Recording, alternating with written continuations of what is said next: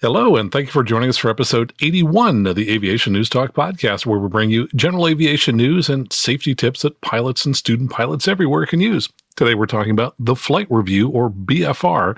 That's something pilots have to go through every 2 years. We're going to talk about some of the many things you might be expected to know during your next flight review and some resources you can use to help you get prepared. Plus, coming up in the news, there's a lot of news coming out of NBAA, the National Business Aircraft Association's convention in Orlando last week, including an electric aircraft company that's pitching their aircraft for charter operations, and an avionics manufacturer that wants to sell its avionics hardware to buyers on a subscription plan. And there are two news stories out this week about airshow performer Sean Tucker, and we'll tell you about those. And in a turnaround of circumstances, the FAA is being surveilled, and we'll tell you who's looking into them. An aircraft mechanic has been arrested, and we'll tell you what kind of shenanigans he's accused of. And finally, a little-known company has given a demonstration on how aircraft of the future might be propelled using flapping wings. Welcome to Aviation News Talk, where we talk about general aviation. I'm Max Trescott. I'm here to educate and inform you and hopefully have a little fun. Along the way, I'll be sharing my over 40 years of experience as a pilot, author of the G1000 Glass Cockpit Handbook, and I'm the 2008 National Flight Instructor of the Year. These days, I specialize in Cirrus aircraft like the SR20, SR22, and now the SF50 Vision Jet. So if you're thinking about buying one of these aircraft someday in the future, or you'd like some training in one, call me now for a free consultation and possibly a free demo flight. And if you're new to the show, we typically do a weekly news-oriented show, including listener feedback and answers to their questions. And occasionally we do an interview show. Last week in episode 80, we interviewed pilots attending the Cirrus Owner Pilots Association annual meeting in Las Vegas. So if you missed that episode, you may want to check it out. All this and more, and the news starts now. From AIN Online and also NBAA.org, single pilot operations comprise the largest number of accidents in the business aviation industry, according to a new study by the NBAA Safety Committee's Single Operators Subcommittee. It found that approximately 2,000 of the 7,500 accidents reviewed were attributable to aircraft with a flight crew of one. That is huge, said NBAA Safety Committee member Dan Ramirez. For single pilot operations, runway excursions, loss of control in flight, runway overshoot or undershoot, and controlled flight into terrain are the top causes of accidents and incidents, with piston aircraft having a higher accident rate than turboprop or turbine aircraft. This information was presented in an all-day safety stand-down of about 120 members who attended. Based on that information, the safety committee broke stand-down attendees into small groups, asking them to recommend best practices in a number of different scenarios. From aviationpros.com, NBAA is honoring aviation legend Sean Tucker as the 2018 recipient of the Al Uchi Award for Humanitarian Leadership. The award recognizes Tucker and the Bob Hoover Academy, which Tucker co-founded in 2016, to inspire underprivileged youth through exposure to aviation. Quote, "We are honored to recognize Sean Tucker for his humanitarian efforts to help underprivileged youth through his work with the Bob Hoover Academy," said Ed Bolin, NBAA president and CEO. Through his many aviation and humanitarian efforts, Sean has long established himself as a proven leader whose positive attitude encourages others to pursue their passion. The Salinas, California-based Bob Hoover Academy, which Tucker co-founded with his son Eric, is a nonprofit corporation that seeks to inspire at-risk and underserved teens to engage in STEAM, that is, science, technology, engineering, arts, and mathematics education, and to learn to fly. Now, many of them are the children of farm workers that tend the crops around Tucker's base of Salinas, California, and they can learn to fly in the school's Cessna 152 if they do the academics required to get through the course. Students earn admission into the Hoover Academy flight training program by completing its extensive ground training curriculum. They then work toward a solo flight, and along the way they learn to become accountable to themselves and their teammates. And in a separate story from Flying Magazine at flyingmag.com, Sean D. Tucker retires his high-energy solo act. Sean Tucker ended his solo career at the Wings Over Houston Air Show at the Ellington Airport, which is 15 miles southeast of Houston. After the show, from the announcer's podium, he gave one of his high-energy inspirational speeches. Quote, "I was having fun," he said of his performance that day. "As long as you have joy in the cockpit, you're making the right decisions. As long as you have joy in your life, you're making the right decisions," he said. "And what gives me joy is to be right here in Houston to share the magic of life." Now, here's the good news. If you have never seen Sean Tucker fly, he's not ready to be a grandpa yet. Still shrouded in secrecy are plans for the next chapter of Tucker's performances, which will most likely be a team performance. From avweb.com and also from NBAA, ForeFlight adds business aviation features. They introduced a bundle of new products designed for high-performance business aviation aircraft. Quote, "We raised the bar and transformed ForeFlight's product suite into a high-powered, next-generation integrated flight deck and flight planning application for business aviation," said CEO Tyson Weiss at the show. The new features include mobile pre-departure clearance, developed in partnership with Satcom Direct.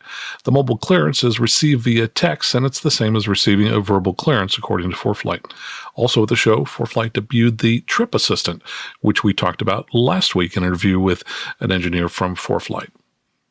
And from AIN Online, George Bai pitches electric aircraft for charter. Bai Aerospace has been in discussions with on-demand charter companies to use its Sunflyer 4, which is a 4-passenger, 165-knot electric aircraft, for air taxi service, the company said. It's currently developing the all-electric Sunflyer Models 2 and 4 that are priced respectively at $289,000 and $389,000. Quote, "We're being contacted by proactive, forward-thinking companies," said Bai. He said they understand the low-cost operating benefits and market potential of using 4-seat electric aircraft for a comfortable, shorter-haul, on-demand air transportation service. Bai said possible markets include Los Angeles, San Francisco, Dallas, and Miami. He said that between the two models, the company has received 220 orders to date. Bai called the much-hyped electrical vertical takeoff and landing, or eVTOL aircraft, promoted by Uber and others, as, quote, "a vision of the future," while saying that conventional aircraft with electric power are an application for today. He said the price advantage for flight training in an all-electric aircraft was particularly dramatic, with fuel costs at just $3 per hour compared to $45 to $50 per hour in a conventional trainer fueled with avgas.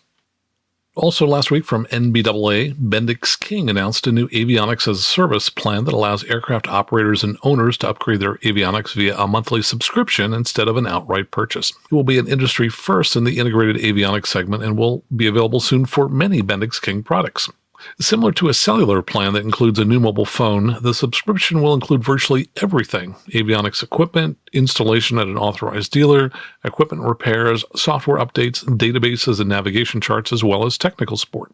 Instead of paying a flyaway cost of $20,000 or more to purchase and install a single flight display, avionics as a service would allow the owner to pay a monthly fee of about $400 per month. But my favorite story to come out of NBAA last week is this one from FlyingMag.com. Flying Senior Editor Rob Mark wins 2018 NBAA Gold Wing Award.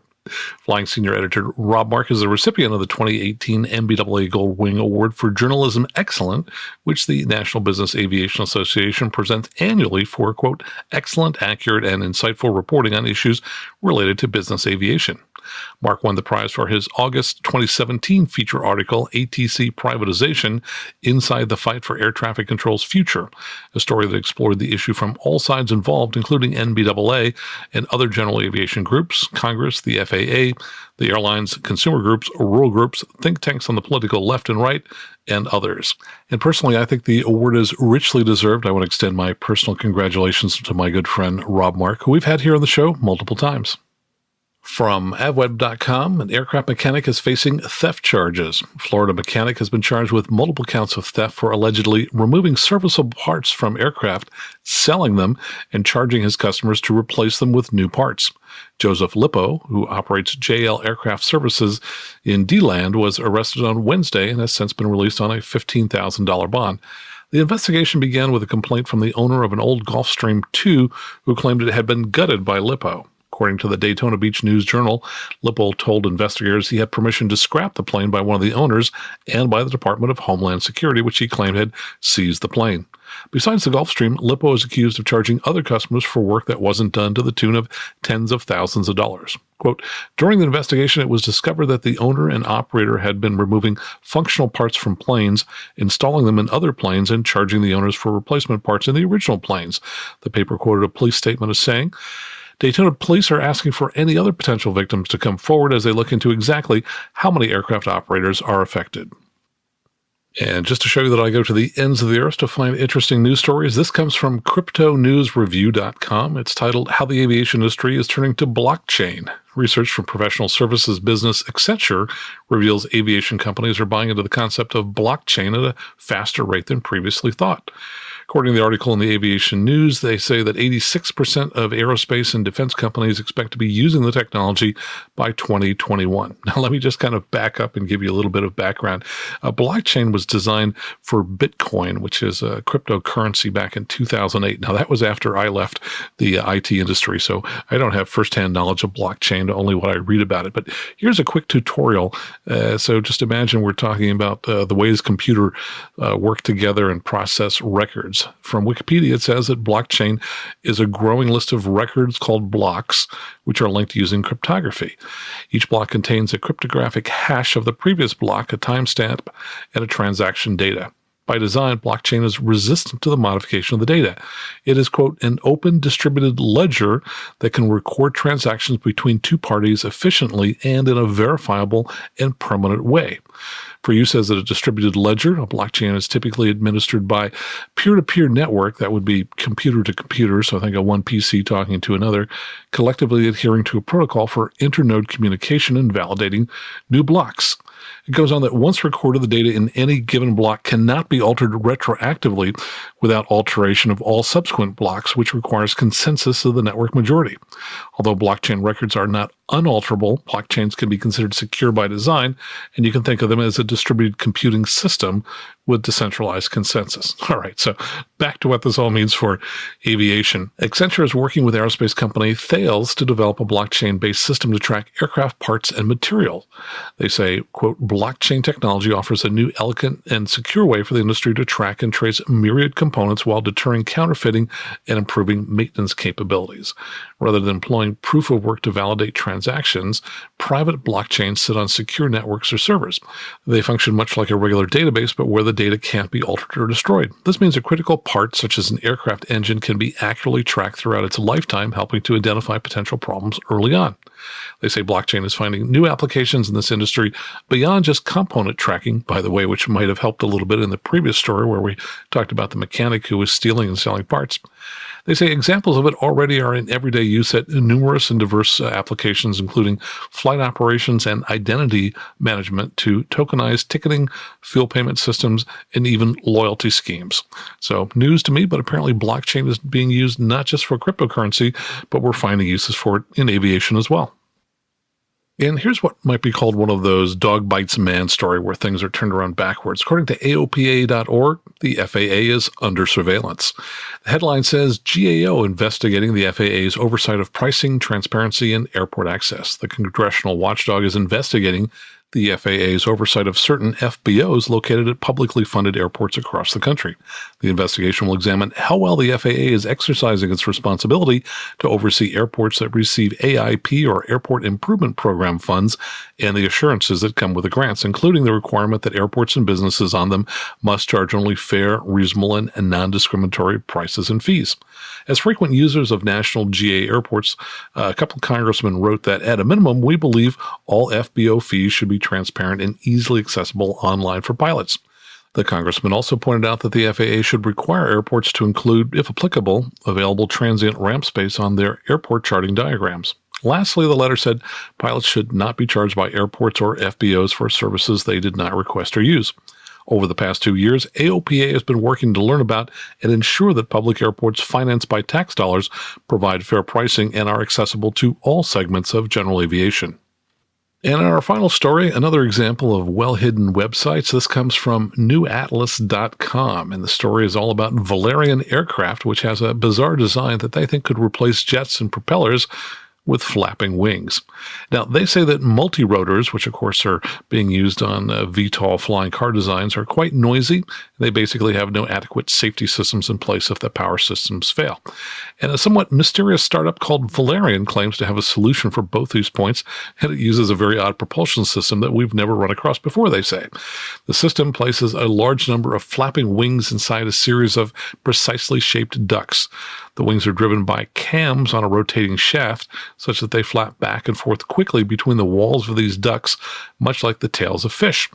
A second fixed stator wing is mounted further down the ducts to, quote, further increase efficiency, they say presumably by messing with the swirling pressure vortices created by the flapping wings. The company claims its furious flappers not only make less noise than a comparable multi-rotor setup, but that the system is safer as well. In the event of power loss, the wings can be released to flutter against the airstream coming up through the bottom of the vents as the aircraft falls, acting a bit like a parachute. The company has a single-wing demonstration rig that it rolled out at this year's Farnborough Air Show in England. This rig, though running at slow speed, demonstrated that these moving wings will be far from silent. There's also a video of that. I've just posted it on our Patreon site, and there's also a link to it in our show notes. You can find our Patreon site by going out to aviationnewstalk.com/awesome. Well, that's the news for this week. Coming up, I just conducted a flight review for a pilot this past week, and we were both surprised that he'd forgotten a few things over the years. And I'm guessing as you listen, you may come across a few things you either didn't know or haven't remembered. So stick around because we'll be right back here on the Aviation News Talk podcast.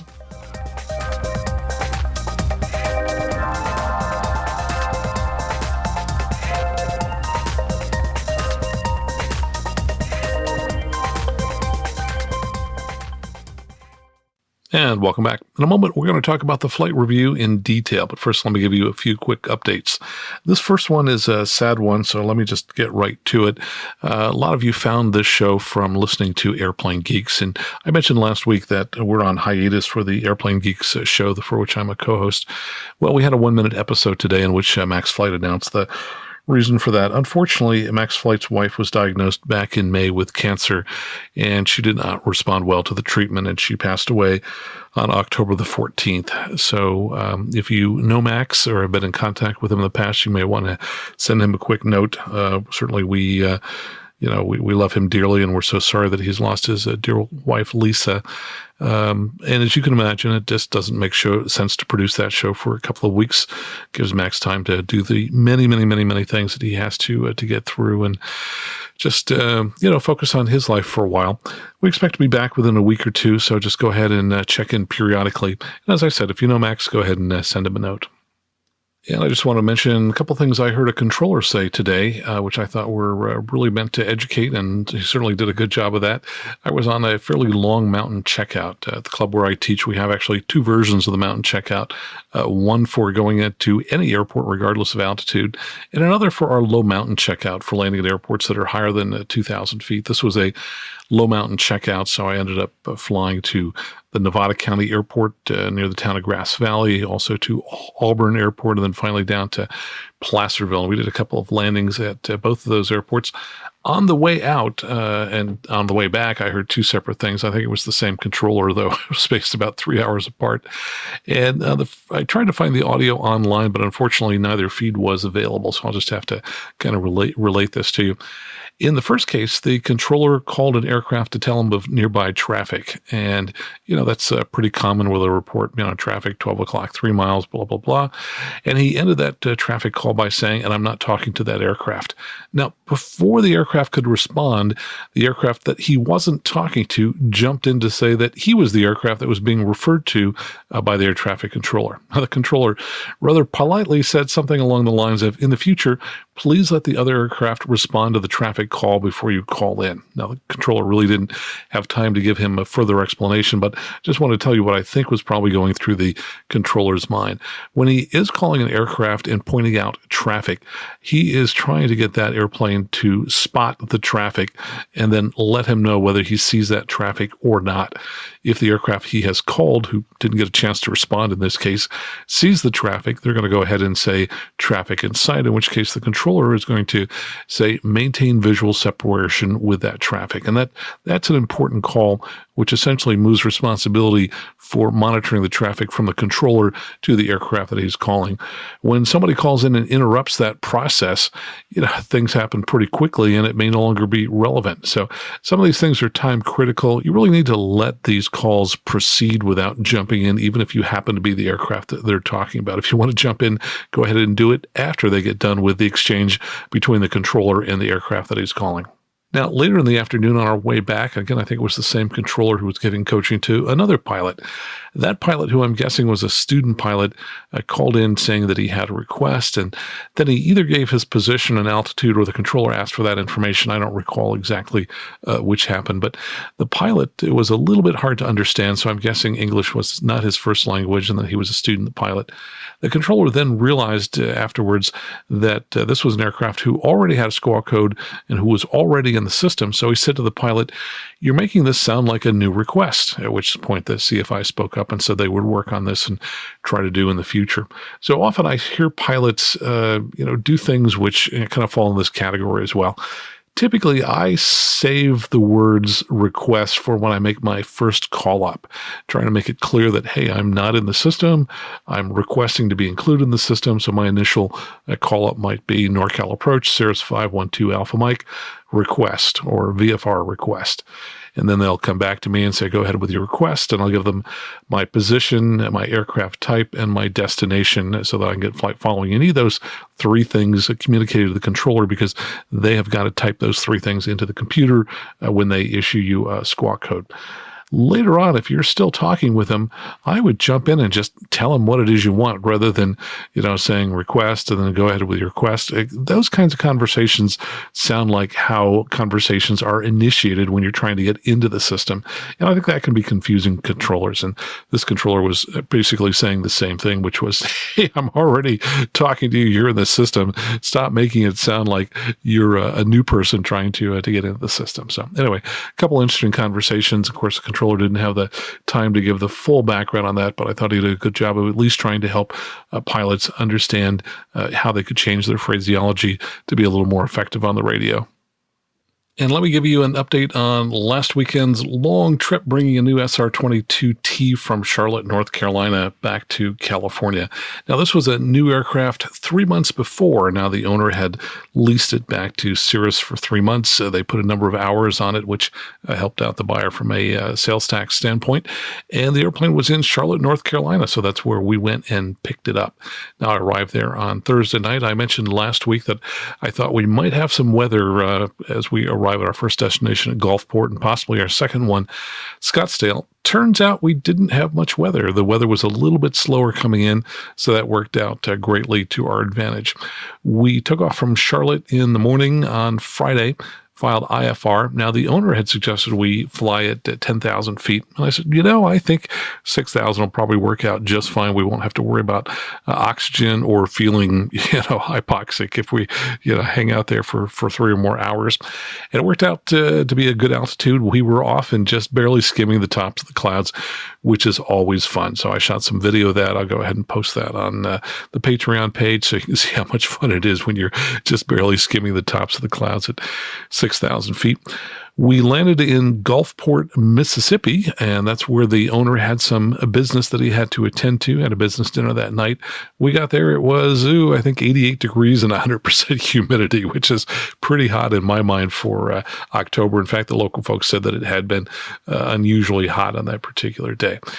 Well, we looked at the forecast and it said fog for the next morning. So rather than get up as early as we originally planned, I suggested we sleep in just a little bit and plan to leave at 9 a.m. instead, which worked out to be just perfect. That was going to give us just enough time to get to Scottsdale by about 4 p.m. so that the owner could be on a conference call there. Now, that would only work if we had just one fuel stop en route, and we were quite confident if we could keep it to one fuel stop, time-wise would work out well. I always contend that a fuel stop costs about an hour. Now, you might only be on the ground for 30, 35 minutes, but if you really look at the amount of time that you lose descending from altitude and the amount of time you spend climbing back up to altitude, yeah, it's about an hour for a fuel stop.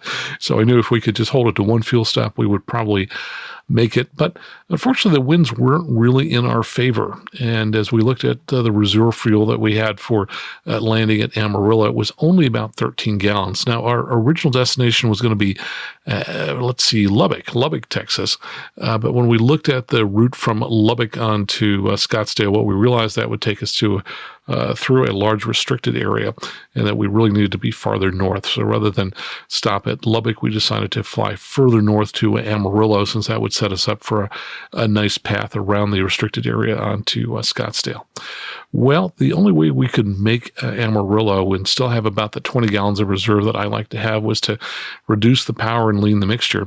And with the Cirrus Perspective, or with the Garmin G1000 available and lots of other aircraft, it's really very easy to just look at the fuel range ring on the MFD, and by adjusting the power settings and the mixture, you can watch that ring expand and contract. Now, it's got two rings. It's got an inner ring that tells you when you will reach your reserve fuel, and you can specify how many minutes of reserve you'll have.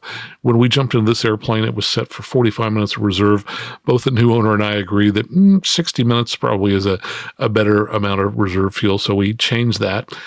And the outer ring is going to be basically an estimation of fuel exhaustion.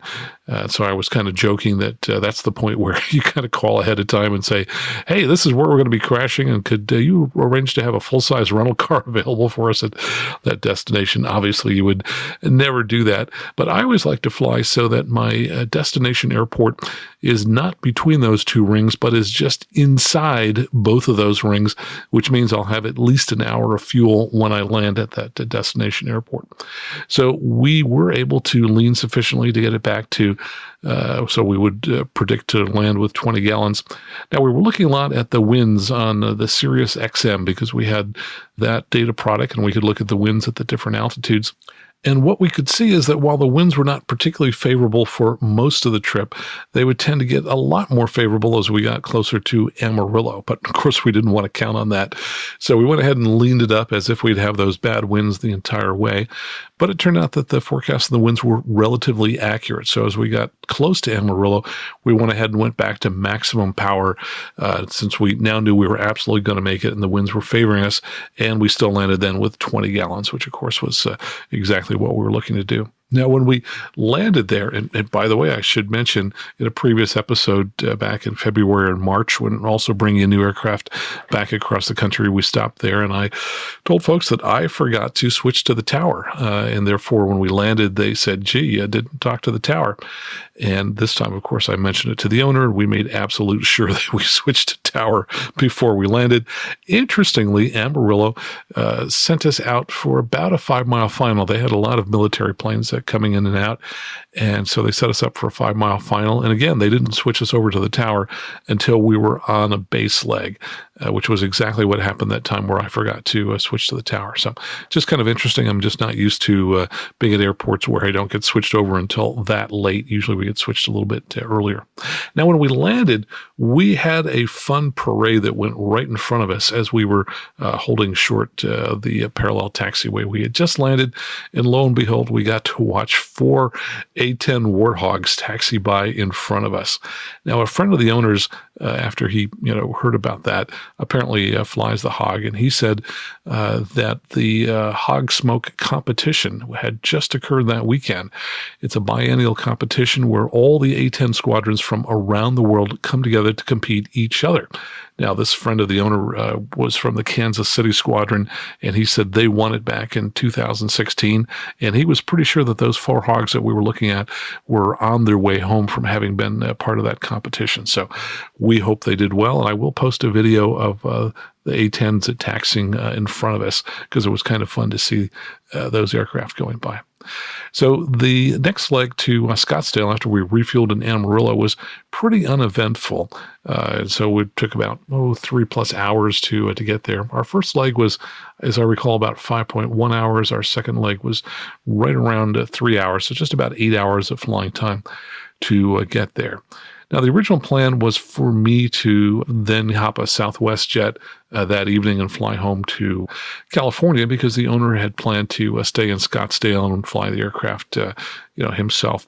But his plans had changed. He had to then go to New York. He's CEO of a rather large company, and he asked me then if we could, instead of having me fly home on Southwest, have me bring the aircraft back to California by myself for him. I agreed to do that. And the original plan was that I would spend the night on Saturday in Scottsdale and then go ahead and take the plane up first thing in the morning on Sunday. Well, we arrived at Scottsdale about 4:30. We were able to get the airplane refueled quickly. I had brought my lunch and my dinner with me. We had stopped at a Subway sandwich shop, and I had a foot-long sandwich. And I was feeling pretty good because I had eaten that dinner just before we landed at Scottsdale. So I decided, since there were some scattered showers forecast for that evening and first thing in the morning and lower cloud ceilings, and that I would just rather continue on home and get out of the Scottsdale area that evening, even if I didn't make it all the way home. So initially, I flight planned for Visalia, California, as I know that there's a hotel on the field. It used to be a Holiday Inn. I'm guessing it still is.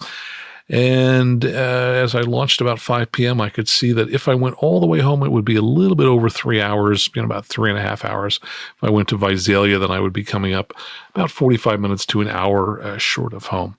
Well, in flight, I had a great time taking pictures of the sunset, which was right there in front of me. It was just lovely, really, really, really nice. Posted some of those pictures on Twitter and Instagram. And the whole way I was listening to Sirius XM radio. And if you've never done that while you're flying, it's just a real treat to listen to your favorite station. I was listening to the 60s on 6 channel, and on Saturday nights, it features Cousin Brucey. Well, anybody who lived in the New York area back in the 60s and 70s knows who Cousin Brucey is. He was one of the top DJs at WABC, which for years was rated as the #1 station in New York. Coincidentally, my wife worked for Cousin Brucey right after college in one of her first jobs. Cousin Brucey owned some radio stations, and she worked for his station in Randolph, New Jersey. So listening to the station really kept me alert. I was having a great fun just listening to Cousin Brucey and listening to his comments and the songs. So I decided, I'm feeling great. Even though it's dark, I'm just going to go ahead and continue all the way on home. So it turned out overall to be over an 11-hour flying day, with me flying the last 3 hours myself. But what really helped was, first having eaten so that I was feeling good, 2, being really stimulated by the radio, and 3, I used one of the features that's new in the Cirrus SR20 G6, which was introduced in 2017. One of my favorite features, the visual approach. And so basically, I set that up for the destination, which was San Carlos, and basically let it bring me to within a couple hundred feet of the ground. I clicked off the autopilot and then went ahead and landed. The visual approach is really spectacular. It kind of creates essentially a lateral left-right path to the runway that you want to land at, as well as vertical guidance to get you down to the runway as well. Now, there was one little wrinkle. I was coming into the southern part of the San Francisco Bay Area from about 10,000 feet. And as I started my descent, controller instructed me to proceed east of San Jose International and cross overhead of San Jose International at 2,500 feet. And I thought, well, geez, that's a heck of a lot more work for me. It takes me out of the way, and I'm all programmed up for this lovely straight in that reduces my workload. So I said to him, well, would you mind if I were just go ahead and cross your final now and then proceed to a point that I mentioned, VP Pru, which is the prune yard? And he said, yeah, that'll work too. And he told me to go ahead and do that. So I widened out my turn to the left to get across the final approach for the runways 30 left and right for San Jose. And then I was trying to figure out, how am I going to know when I'm far enough across the final so that I can then fly parallel to the final to the prune yard, VP Pru. And I had a very simple, elegant solution. Didn't take long at all. I had the prune yard in as the active waypoint. And I thought, as long as I am parallel to the runways to the prune yard is about 5 miles west, then my entire path will be about 5 miles west of the approach corridor of the entire way in. So since VP Pru was already the active waypoint in the GPS, I just pushed the OBS button, and OBS essentially stops auto-sequencing of waypoints in the GPS flight plan and allows you to play with that one waypoint. And the way I played with it was I took the course knob and then I swung a course so that it was at 3 300 because I know the runways at San Jose are 30 left and 30 right. And if I intercepted a 300 course to the prune yard, that would put me parallel to the corridor, offset about 5 miles to the left of it. It took all of, 15 seconds to set that up, and it worked perfectly. I used heading mode to cross the final. Again, I couldn't see the final. I knew roughly where they were, but they were so far away. And then I went ahead and put it in nav mode. And when it came close to the 300 course to VP Pru, nav mode coupled, turn to intercept, and fly that all the way up to VP Pru. From there, I set up the visual approach, and I think I set up the visual approach to intercept the final point of the approach, which is about 5 miles out. And basically from VP Pru down at San Jose all the way up to San Carlos, which I'm guessing is probably another 15 to 20 miles.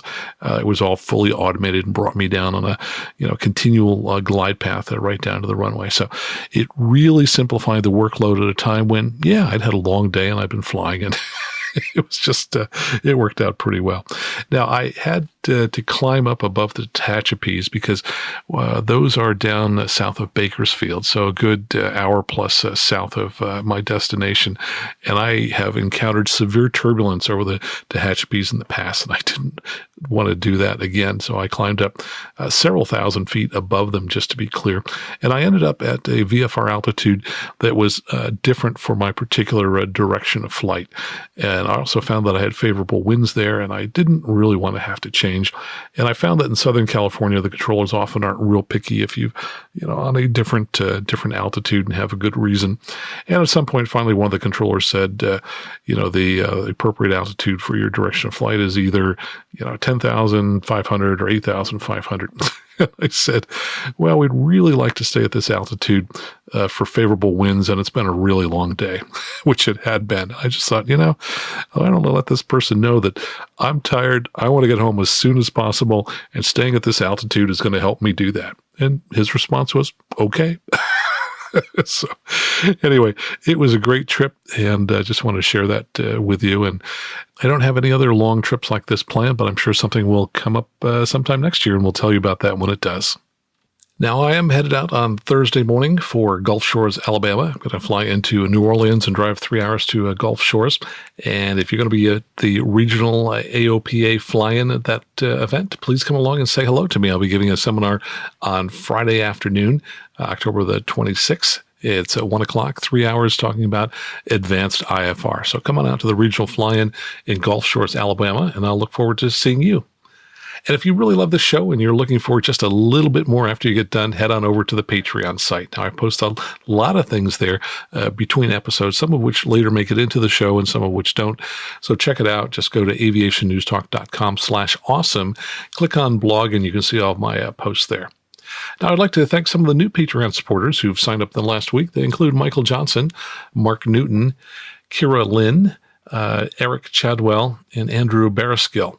And some people occasionally will give me donations via PayPal, and I had a very nice large anonymous donation through PayPal for $300, which I greatly appreciate, and I'd like to thank the donor for that. In fact, I'm sending him off a copy of my Max Trescott's G1000 Glass Cockpit book as a small thank you. And I did have a couple of people who canceled this week. I could see through the exit surveys, both of them said that their financial situation has changed and that they would no longer be supporting the show. So I really, first of all, want to thank them so much for supporting the show in the past, and I understand that circumstances do change. And for anyone else out there, if you would like to go ahead and start supporting the show now, you could take one of their places. Just go ahead and go out to aviationnewstalk.com/awesome, and it's pretty easy to sign up through your credit card to donate a few dollars a month. So I want to thank everyone for their contributions and thank everybody who supports the show in any particular way. Okay, stick around because in 7 seconds, we're going to be right back talking about all the details of the flight review right here on Aviation News Talk.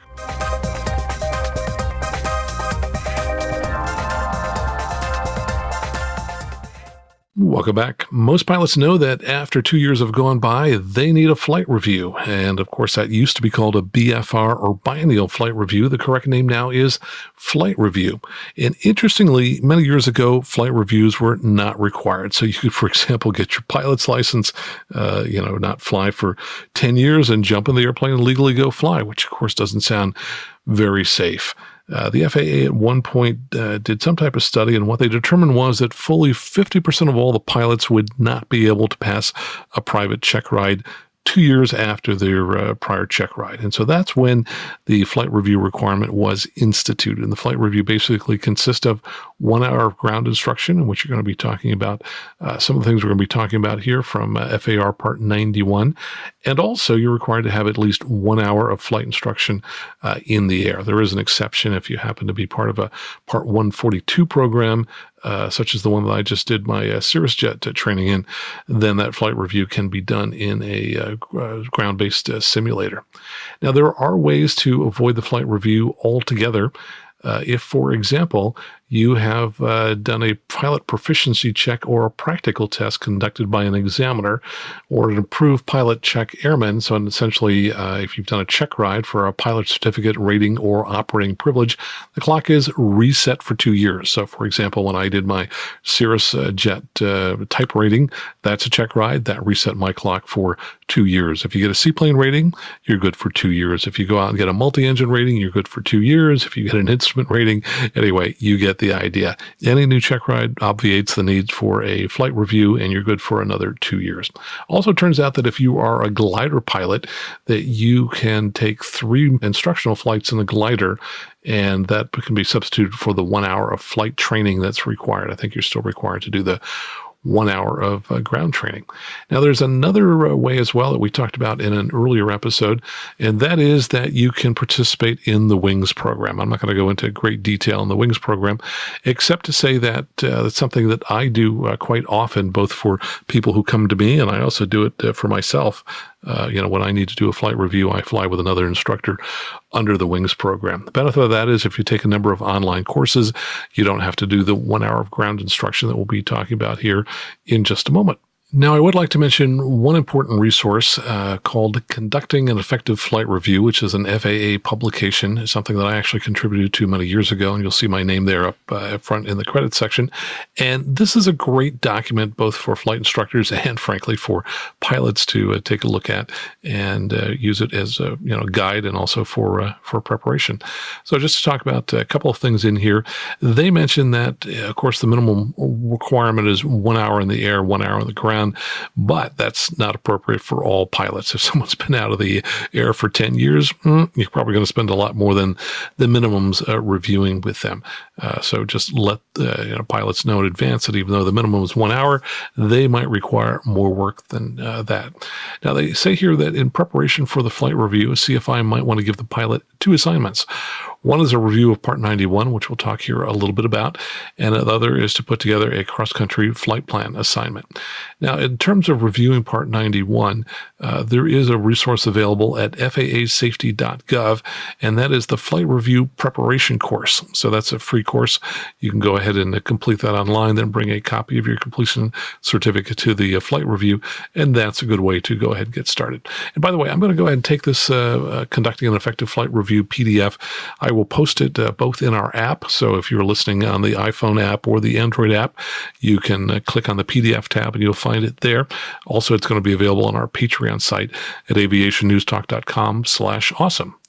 Now, in terms of the ground review, you're, of course, going to review the flight rules of Part 91, but some things you might not think about would be to talk about general aviation security. So talking about TFRs, aircraft security, and airport security. For example, I tell folks that even if they leave the airplane for a short period of time, they may want to lock the doors on the aircraft. And of course, I think you know that if you've got a gated airport, you want to be aware of folks who are trying to slip in one way or the other onto the airfield. And the PDF also talks about ways that CFIs might quiz pilots regarding the flight plan that they have developed for cross country. So, for example, are they familiar with 91.103 and have they become familiar with all available information related to the flight plan? Are they using computer-generated flight plans? airlines, in which case there's some questions you might ask them to see if they're using critical thinking and understanding that sometimes with computer-generated things, garbage in gives you garbage out. So they need to understand the limitation of all these tools as well. Then, of course, there's the flying portion, and the PDF from the FAA says that for the flight environment, you want to include things like physical airplane skills, so basic stick and rudder proficiency, mental airplane skills, such as knowledge and proficiency in aircraft systems. And though they don't mention this, that would probably be things like autopilots and GPSs and other type systems in the aircraft, traffic systems, and so on. And also ADM, aeronautical decision-making skills, which are higher order thinking skills about the flight. They suggest a post-flight debriefing that can be done afterwards, so that you can have the pilot kind of replay in their mind, what they saw, and then you can reflect back to them, different things that you observed as well too. So great document. It's got a number of appendices in it as well, so recommend that you take a look at that. Okay, let's talk a little bit about some of the Q&A that I do when I'm doing the ground instruction for people for their flight review. So first I see if they know whether or not an aircraft is airworthy. Of course, the different elements in the chain are you first have to have an airworthiness certificate and then have all the inspections been done on the aircraft. And so I expect them to know that they've got to have an annual inspection. If the aircraft is for hire, then it's got to have a 100-hour inspection. If it's VFR only, it needs a transponder inspection every 24 calendar months. If it's being used for IFR, in addition to that, it needs a pedostatic test every 24 calendar months, and that the ELT inspection has to occur every year. Plus, there are a number of airworthiness directives for most aircraft, and all of those have to be complied with as well. We talk about what to do if any of those things are broken, and of course, typically that's going to be you're going to have to either placard it or remove it and have it noted in the logs. And then we talk about what makes the pilot legal. So in other words, if you get ramp check, somebody walks up to you and says, "Hi, I'm from the FAA, and do you have a couple minutes?" Your first answer should be no and run in the opposite direction. No, I'm kidding. You are legally required to show them 7 items. And then I would suggest that you tell them that you've got an appointment and you really need to move on after that. So those 3 personal documents that you have to carry, a lot of pilots know 2 of them, their pilot certificate and their medical. There's a third one as well, and that's going to be do you know what it is? Yeah, it's going to be your photo ID. So that requirement came in after 9/11 when people realized, none of the other items have photos on them. So you probably need a driver's license or some other type of government-issued photo ID as well. And then, of course, in the aircraft, you've got 4 items there that have to be present. The FAA inspector could ask you for your airworthiness certificate, your registration, which expires every 3 years. So as we mentioned in the last episode, that's going to move to every 10 years within the next half year or so. You also have to have the operating limitations for the aircraft, and those are found in Section 2, so most people have the POH in the airplane. And finally, you need W, the weight and balance sheet for that particular N number aircraft. It tells you what the empty weight is of that particular aircraft. And then we talk about what else needs to happen for a pilot to be legal. And of course, part of that discussion comes back to the flight review, which we have just talked about. And so I'll talk to them about, the wings program and other alternatives for meeting the flight review. And then we talk about currency in order to take passengers. So you could go for 2 years and not fly at all, and at month 23 or month 24, jump in the airplane and legally fly. But you can't do that if you're carrying passengers. So you need to know that you have to have done 3 takeoffs and landings within the past 90 days. And if you are going to be flying passengers at night, then those have to be 3 landings and takeoffs to a full stop at night in the prior 90 days, and that's going to be at least an hour after sunset. And if you're flying a tailwheel aircraft, then you have to do 3 takeoffs and landings to a full stop in a tailwheel aircraft. Now, I often point out that for many years, I used to think that if I took off in the daytime and landed at night and did that 3 times, I'd met the requirement. But what I missed was you have to have, in addition to 3 landings at night, 3 takeoffs at night as well, too, to be current to carry passengers. And then we always talk about what it takes to be legal to enter Class D, Class C, and Class B airspace. And had an interesting conversation with a pilot this past week about this. We talked about what does it take to get into a Class D, and he quickly said radio communications. And I said, what does that entail? And he basically said, well, you're talking to them on the radio. And I said, no, it's got to be a little bit more specific than that. And what he didn't realize was that in order to meet the requirement for radio communications, you have to hear your call sign. If the controller doesn't say your call sign, you are not allowed into the class Delta, Charlie, or Bravo. You do not have radio communications. And there are a couple of ambiguous kinds of statements that you need to consider that might be a little bit misleading. So, for example, my favorite one to talk about is, what if they give your call sign and then say the word stand by? And a lot of people will say, well, then I can't come in. And that's not correct. You heard your call sign, therefore you have radio communication, so you've met the requirements for entering Class D. The word stand by generally means, hey, I'm busy, I've got this other task, I will get right back to you, I don't have time for you to read back an acknowledgement, but you are allowed to come into the Class Delta. So if you hear your call sign, November 512 Alpha Mike stand by, you can come on in. Usually after you hear the word standby, they're going to immediately start talking to another aircraft because they've got other things that they're trying to accomplish in a short period of time. That's why they've said standby. Now, I recently heard a controller talking about the word standby, and he's kind of annoyed that a lot of pilots don't seem to understand fully what that means. And a lot of pilots don't understand that controllers often are doing other things that may not be obvious to you as a pilot. So, for example, they might be working multiple frequencies and multiple aircraft on other frequencies that you can't hear. They may be doing coordination on the landline with another ATC facility. There's just a lot of things going on. And when they say stand by, that means wait for the controller to get back to you. Now, if 2 or 3 minutes go by, yeah, you might want to just check in with the controller and give your request again at that point in time. But this controller was a little annoyed with people who would wait a minute or less, or would immediately start repeating their request. Don't seem to understand that standby means I will get back to you. Please stop talking. And part of the problem is that he pointed out that they sometimes will have multiple aircraft that are initiating instrument approaches. And there's a critical point in time where a controller has to issue an instruction to turn to join the final approach course. And if they're early or late, well, then, it kind of messes things up. So if they tell you stand by, it may be because they're dealing with one or more of these people, and there are things that have to happen on a time critical basis. So if you hear your call sign, you can come in. If you hear the word stand by, you can still come in. You just need to realize the controller doesn't have time to talk with you at that moment. Now, the other thing that could happen is a controller might, instead of using your call sign, use the phrase aircraft calling. Now, that doesn't necessarily mean that he doesn't know your call sign. He or she may have heard it perfectly clearly, but doesn't want you to come into their airspace. If they said your call sign, you'd be allowed in. If they don't want you to come in, they may say aircraft calling. And so you now know, oops, I can't come in. I didn't hear my call sign. In addition to that, you will often hear some additional instructions. They may say aircraft calling, standby, which we just talked about. They may say aircraft calling, remain clear of the class Delta or class Charlie or class Bravo. So again, there's a case where you don't have radio communication and you can't come in. So that's the only requirement for Class D is radio communication. You hear your call sign.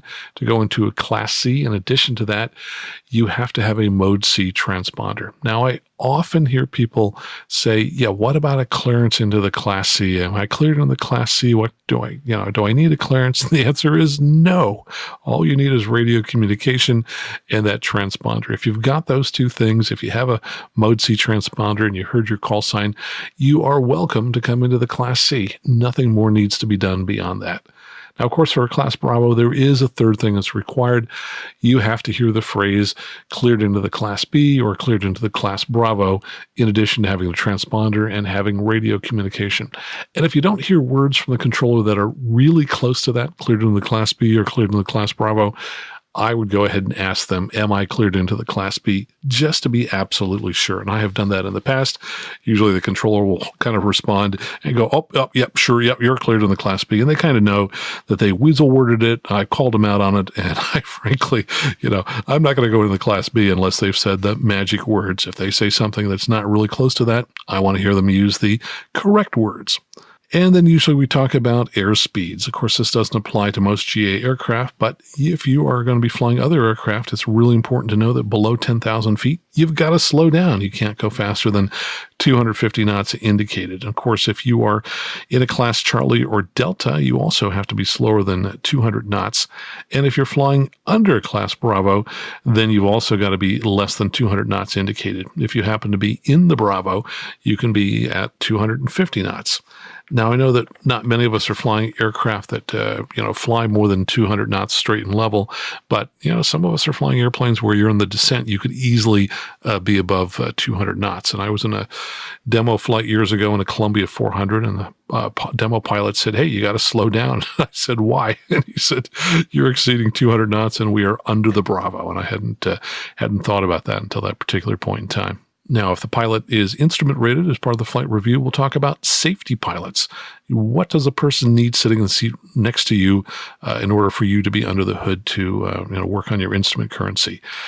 And the answer is really two things. That pilot in the right seat has to be certificated in the category and class of aircraft. So if they're a private pilot for single engine and you're flying a multi-engine, nope, they can't do it. If you're flying a seaplane and they don't have a seaplane rating, nope, they can't be your safety pilot. And they have to have a current medical. A lot of people don't realize that. They think, well, what's the big deal? Why do you need a medical to be a safety pilot? And the answer is that pilot needs to legally be able to immediately take over control of the aircraft. And the FAA, wants them to be rated in the aircraft and to have a medical in order to be able to do that. Now, we always talk about minimum safe altitudes as part of a flight review. And there's one part of that rule that people often forget. They can tell me, how high we need to be in congested areas, uncongested areas, and sparsely populated areas. But they forget that in addition to that, you must be at an altitude high enough to allow an emergency landing without creating a hazard to people or property on the ground. So if you're in a major city, you might have to be more than the 1,000 feet that are required for congested areas. So just to review that, for congested areas, you've got to be at least 1,000 feet above the highest obstacle within 2,000 feet laterally, that is left to right of the aircraft. If you're in an uncongested area, you can go as low as 500 feet. And if you're in a sparsely populated area, well, you can be right down there on the deck, just barely skimming the corn, as long as you are horizontally at least 500 feet from any people, vessels, vehicles, or structures. Now, I don't recommend that. And we've talked in the past about people who have, run into wires and killed themselves because they are that close to the ground. And I should mention that what you and I think of congested airspace is not necessarily what the FAA considers congested airspace. So found out a couple of years ago through an AOPA article that the FAA has held that any beach is by definition congested. It's kind of ironic that the CFI who got violated on that was in the wintertime above the beach in Northern California, where all of us know it's too cold for anybody to be anywhere out there. And yet they say, by definition, a beach is a congested area, even if it's cold and even if there's nobody out there on the beach. Doesn't make any sense, but that apparently is their interpretation. Also, somebody asked the FAA for an interpretation on two houses at an intersection in the middle of nowhere, and that was held to be congested airspace. So if there are two houses at an intersection in the middle of nowhere, you still have to be 1,000 feet above those. So be really conservative when you consider, what's congested versus an uncongested area. And then I always get people to look at a VFR chart, and if you've got one handy there, go ahead and find Chico, California, KCIC. Charlie, India, Charlie, up in Northern California. And Chico's got a couple interesting features, so it makes it a good challenge for people to interpret. And I go out to the data block, and of course, they always know that CT stands for control tower, and 121.0 is going to be the control tower frequency. And then we get to the star after that, and then the C, and they often get stuck. In fact, the last answer I heard on the star was, oh, that's a rotating beacon. Well, no, that means that it's a part-time tower. And the C after it means that when the tower is closed, that the control tower frequency is used as the common traffic advisory frequency. So the star is for part-time, the C is for CTAF. They can certainly get the ATIS frequency correctly because it says ATIS right in front of the frequency. And then sometimes people will mix up the maximum length of the runway with a field elevation. So in this case, the 240, the first number is the field elevation. And then there's a star and an L, and people rarely get both pieces of that correct. The L means that there are lights on the field, and the star means that there are limitations to lighting, which usually means it's pilot-controlled lighting. So you may have to click on the microphone rapidly 5 times to turn the lights on. Of course, some places it would be 3, 5, or 7, depending upon whether or not they have low, medium, and high-intensity lights. After the star L, it says 67. That is the length of the longest runway in hundreds of feet. And by the way, there's a different rounding rule which is used. Normally when we round numbers, we round up at the 5. You can imagine that might leave you 50 feet short if that's what they did for runways. So they round up at the 8. And so in this particular case, that tells us that if it says 67, the runway can't be any shorter than 6,680 feet. Now, there's a frequency right to the right of that, and boy, I'll bet 50% of the time people get that wrong. That frequency is your Unicom frequency, which you would call for services if you're trying to find out about fuel, rental car, things like that. Half the time people tell me, oh, that's the ground frequency. No, you will never find a ground frequency on a VFR sectional chart because, of course, the tower will tell you what that frequency is if you don't know what it is. And then below it, in fact, this pilot talked to last week didn't know what is RP. So this case, it says RP 13L, 13R. And the RP means it's a right pattern. Years ago, we didn't have that listed. This pilot's been around for a long time, so he probably remembers the early days where you had to use the AFD, the Airport Facility Directory, to determine if the airport had a right pattern. Nowadays, you can find it right here on the sectional chart. Now, this airport's a little odd in that it has a right pattern for both 13 left and 13 right, which you can imagine that's kind of weird to have the same traffic pattern feeding both parallel runways. And the answer is one of these runways is really, really short, and it's offset considerably from the other runway. And so you can imagine having aircraft on the same side will work because they're turning bases at vastly different places. And then when we look at the other things about this airport, we do have a star next to the airport symbol, so that is the rotating beacon. We've got some little rectangles protruding from the airport. That means there are services available. There's a dot in the middle of the airport symbol, and that dot is where the VOR is located. And, of course, we've got the field elevation, 27 in parentheses, means that it goes up to 2,700 feet for the Class Delta. And then if we really get picky, we'll take a look and see that this Class Delta is inside some red circles, some magenta circles. And that tells us that Class G in this particular area only goes up to 699 feet from the ground, and that the Class Echo, the base of it, is 700 feet and continues up from there. And this is often done around airports that have instrument approaches. And so by having Class Golf really close to the ground, that really forces pilots who insist upon flying in poor visibility to stay close to the ground so that they're not potentially interfering with instrument pilots who might be popping out of the bottoms of the clouds to land at that particular airport.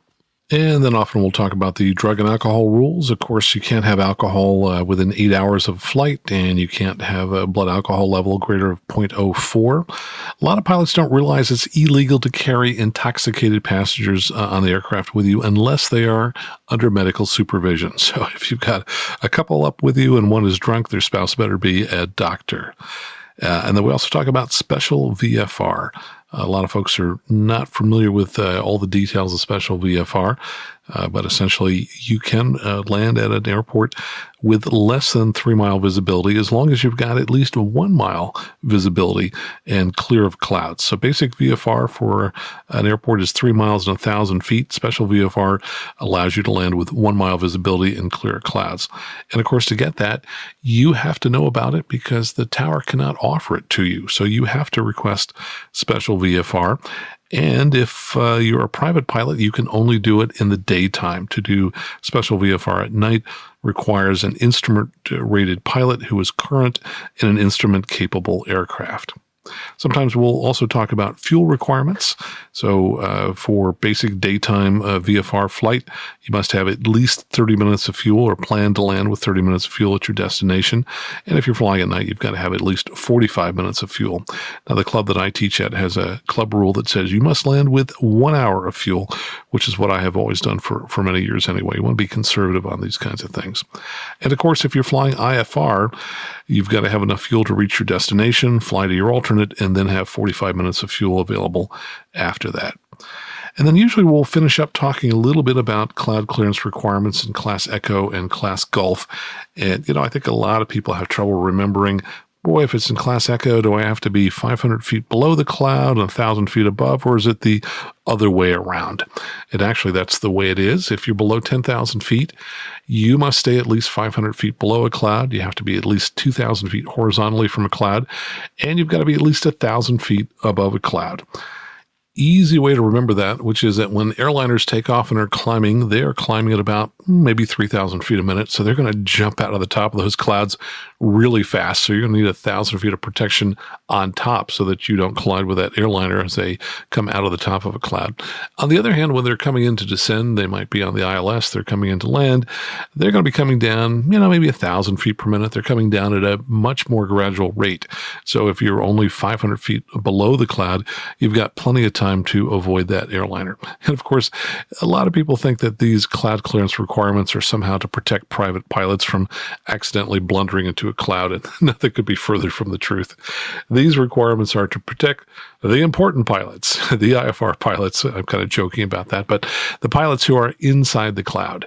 So we have to stay away from the clouds when we're VFR to protect the IFR pilot who might jump out of a cloud suddenly and appear in front of us, and we've now got to avoid them. Now, if you are above 10,000 feet, the cloud clearance distances get greater. For example, we talked earlier how you could be flying more than 250 knots. You've got a lot of planes above 10,000 feet that are doing 450, maybe 500 knots, so they're going twice as fast. So instead of being 2,000 feet horizontally from a cloud, we've got to be a full mile horizontally from a cloud. Also, when you're up high, airliners descending out of the flight levels are coming down really fast. They might be coming down several thousand feet per minute. And so we've got to be at least 1,000 feet below those clouds in Class Echo.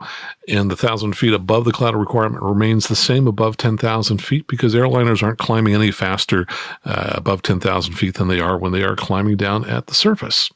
So I like to see if people really understand what are the distances between those clouds and how they change below 10,000 feet and above 10,000 feet. Of course, in Class Echo, below 10,000 feet, you've got to have at least 3-mile visibility. Above 10,000 feet, everybody's moving faster, so you need more time to spot them, so you need at least 5-mile visibility. And then we go into the Class G requirements. I'm not going to go into those now because they're complex.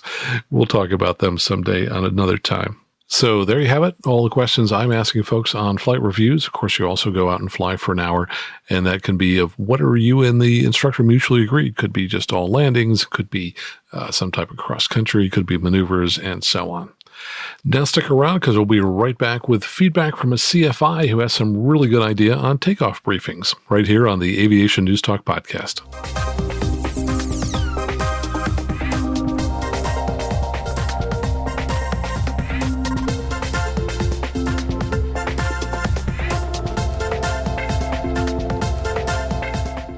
And before we get to listener questions, let's talk briefly about reviews. I didn't have time to do this last week, but let me just mention a couple folks who have left reviews on the Apple Podcast app, which is formerly known as iTunes. Someone named Blind04 said the podcast is a must for GA pilots and said that people should look at the Airplane Geeks podcast as well. Now, this one, I love the name of this one. This comes from Wakeboarding Pilot Dentist. It sounds like fun, doesn't it? Hopefully he's not wakeboarding while he's working in your mouth there. And he says, I appreciate that every episode is so well planned out, and he likes the Airplane Geeks podcast as well. So thanks so much for that. And I want to thank folks who have have left a review on the iOS app. So if you go into the App Store and search on Aviation News Talk, you can find our dedicated app. And a listener by the name of New Morning says that this is much better than a magazine. And he says that this is a great listen to and from the airport. And some of our Android users who have left reviews in the Google Play Store who are using our app for the Android phone. Travel Morris says that it's a fantastic app and podcast to keep up to date with all kinds of GA information. Kevin Bremer says, great job, Max. And Nicholas Podliklis says, fantastic podcast. So thanks, everybody, for leaving those reviews. And if you'd like to leave a review, please go out to your favorite site for the app or the podcast player you're using and leave a review. Now here's some listener feedback. Hi, Max. My name is Serena. I'm a CFI, and I work out of Ocean County Airport in New Jersey. On your most recent episode, you had mentioned that you wanted to change your takeoff roll briefing. I wanted to share something that I recently changed mine to after flying with a competent pilot on an aircraft checkout at my flight school. So it went something like this. If you see anything abnormal, such as the gauges not in the green, airspeed not alive, or the power not creating full power, if you hear anything abnormal, such as the sound, anything less than what you would normally hear, smell anything abnormal, smoke in the cockpit, etc., or feel anything abnormal. Sometimes we could just tell by the acceleration of the aircraft that something was not right. Then you would reduce the power to idle and abort the takeoff. I really like that he included all of the senses, well, most of the senses. I think that it's something that we use without even realizing it during flying and especially during takeoff and landing. So I thought I'd share that with you. Happy trails. Serena, thanks so much for sharing that. I modified my briefing a week or two ago, and I'm going to modify it again because I think this is a really great idea. And of course, this came up because I mentioned a couple episodes ago that I was flying with a student pilot. We had an engine anomaly, and he didn't immediately pull the throttle back. Of course, my briefing had always been if the engine quits, throttle to idle. So obviously, there are a lot of other things besides the engine quitting that you might want to use as a criteria for aborting your takeoff. And now here's a listener question from Brandon. He's the host of the Podcasting on a Plane podcast, and I was on that show recently, episode 31. You may want to check it out at podcastingonaplane.com. Hey, Max, it's Brandon here live from the tower. And I'm an avid listener of Aviation News Talk because I think you're really hitting the nail on the head when it comes to giving people the information they want on the GA side of things. So thank you. Great stuff. And in that line of thinking, I want to pose a question to you and your listeners about something that's not really new, not by a long shot, but it seems to keep coming up without any real solid answer. And it sometimes causes strife between pilots and ATC. And it has to do with runway exits. So at most smaller airports, you have runway exits that are at a 90-degree angle as you go down the runway. But as you get into airports that are frequented by jets and turboprops and the like, you start getting a lot of angled runway exits, or what are commonly referred to as high-speed exits. And I think that most of us can, figure out what the point of these are. But sometimes I kind of wonder. In the AIM, it's pretty clear in paragraph 4320 that you're supposed to exit the runway at the first available taxiway or as instructed by ATC, and don't stop or reverse course, and definitely don't exit onto another runway either. And okay, that's all fair enough. But what about exiting onto a reverse high speed? So it happens all the time that the tower controller is going to be busy with maybe a higher priority item, and it's up to the pilot to decide where to exit. So here's the question. In the absence of being told otherwise by ATC, do you take the forward high speed? Or do you go ahead and take the reverse because it results in a maybe slightly shorter taxi route to your parking spot? At my airport, when we're in the standard west traffic configuration, which is probably 98% of the time, most of the general aviation parking, including the transient ramp, would have a much shorter taxi, well, maybe a little shorter taxi, by taking the reverse high speed. But it's probably worth noting that in this case, just like many airports, the forward and reverse start at the same place, sort of like the letter Y or maybe V. And to take the reverse ignores the fact that to take it, you'd actually have to use the brakes harder, come to nearly a stop on the runway, and then make a big, huge turn the opposite direction. And most controllers would probably naturally expect you to take the forward angled one instead. So to me, it's always seemed unnatural and uncomfortable to take a reverse. And when I ask most seasoned professionals, they tend to agree that it's in really bad form to do so. But when I ask a lot of piston pilots, they don't really seem to have a problem with it. And they might argue that even though it's pointed the wrong direction, the reverse exit is in fact the first available taxiway, even though it would probably take longer to use that one than just coasting off on the forward one, right? So let's face it, time's usually the most important factor. so it might be hard to make the choice. If you ask me, the aim isn't really crystal clear, and the regs don't specifically prohibit it either, at least not to my knowledge, but I've always taught my students that taking a reverse high-speed exit, unless it's necessary for some reason, even if it shortens your taxi by a couple 100 feet, usually is probably not really necessary, at least not in my book. So what do you think, Max? I can't wait to hear your thoughts on the matter. Again, awesome podcast, and I can't wait to hear the next one. Bravo Golf signing out.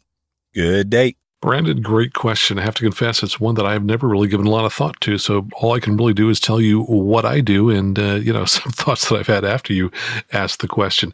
So just to qualify this a little bit, my home airport doesn't have any high-speed taxiways. And so I run into them relatively infrequently. I see them, for example, sometimes at Merced, which is a non-towered airport. And I can tell you that I will sometimes do a reverse high speed. And that's because typically when I turn off a taxiway, I'm not at high speed. I have slowed down to the point where I can make a 90-degree right angle, which is what the taxiways are like at my home. So I rarely take advantage of forward high speeds where I'm taxiing off at high speed because I always slow down before I get to a taxiway. So it makes it very easy to do a reverse high speed because I'm typically pretty slow when I come to them anyway, and I will do it because it's a bit of a shortcut and because there's no rule that prevents it. And I haven't ever encountered anybody who has called me out on that and said, oh, you shouldn't have done that. So I think it's probably acceptable behavior. I will say that I'm type rated in a couple of jets, and pretty unlikely that I would do a reverse high speed in a jet. And that's just simply because it's such a larger aircraft, and I would be concerned about making that maneuver to make more than a 90-degree turn, backwards from the direction that I came. So yeah, I think in jets, they're going to be faster anyway. They're big and ungainly. I would stick to the forward high speeds in the jets. So those are my thoughts on that. If other folks have other thoughts, let us know. And for dedicated listeners that have made it to this point in the show, I want to ask you to take our listener survey. It's been a year since I did the first listener survey, had great response from you, and made a few adjustments to the show based on your response. It's been a year. It's time to do it again. So if you care about the show and you'd like to provide some feedback, or you have ideas on topics that you'd like to suggest, or there's something that just really bugs you, let me know, please. It's very easy to find. Just go out to, and you're going to have to type this in, aviationnewstalk.com/survey. You won't find it on the website because I don't want people taking the survey who just happen to go to the website and don't listen to the show. So only people who listen to the show, who've gone up to the end of the show, are going to be taking the survey. So thanks so much for your time. It'll only take you a couple of minutes. Really appreciate that. Head on out to aviationnewstalk.com/survey, and I appreciate all your feedback in advance. And if you think that someday you might buy a new or slightly used Cirrus, please contact me today and I can help arrange a free demo flight for you if you're thinking about a new Cirrus, and also help you understand all the different factors involved in deciding whether to buy new or used. I specialize in the Cirrus and work with people around the world. And with that, let me encourage you to listen to bloopers at the end of the show. But also, if you have a question you'd like answered on the show, just click on the artwork in your podcast player and you'll find my contact information and a link where you can go to record a question from your smartphone. Also, please take a moment to think of one or two of your friends who you think will enjoy the show, if only they knew about it. Then later today, contact them, tell them about the show. Because that's the way most people find this podcast, because someone like you took a moment to tell them about the show. And if they're not familiar with what a podcast is, just send them to the Apple App Store to download our dedicated Aviation News Talk podcast app. Until next time, fly safely, have fun, and keep the blue side up.